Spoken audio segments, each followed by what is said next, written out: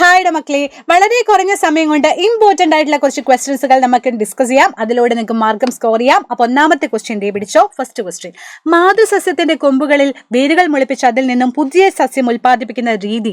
The name of method producing new plants sprouting roots from the branch of the mother plant എന്ന് പറഞ്ഞത് answer layering ആണ്, പതിവെക്കലാണ്.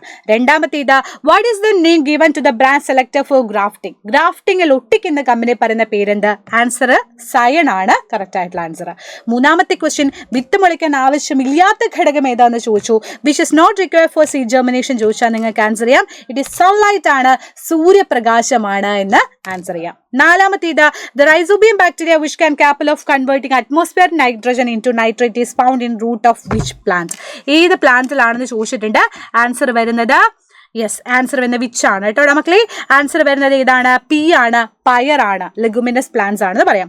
അഞ്ചാമത്തെ question ഇതാണ്, തന്നിരിക്കുന്ന ജോഡിയില ശരിയായവ ഏതാ? കോമ്പല്ല് കടിച്ചു തരാൻ സഹായിക്കുന്നു, ഉളിപ്പല്ല് കടിച്ചു മുറിക്കാൻ സഹായിക്കുന്നു, മോളാറ് ഗ്രൈൻഡ് ചെയ്യാൻ വേണ്ടി സഹായിക്കുന്നു. ഇതിൽ ABCD ഏത് വരും ചോദിച്ചു കഴിഞ്ഞാൽ നമുക്ക് ആൻസർ ഡി ആണ്, എല്ലാമാണെന്ന് ആൻസർ ചെയ്യാൻ വേണ്ടി പറ്റുന്നു.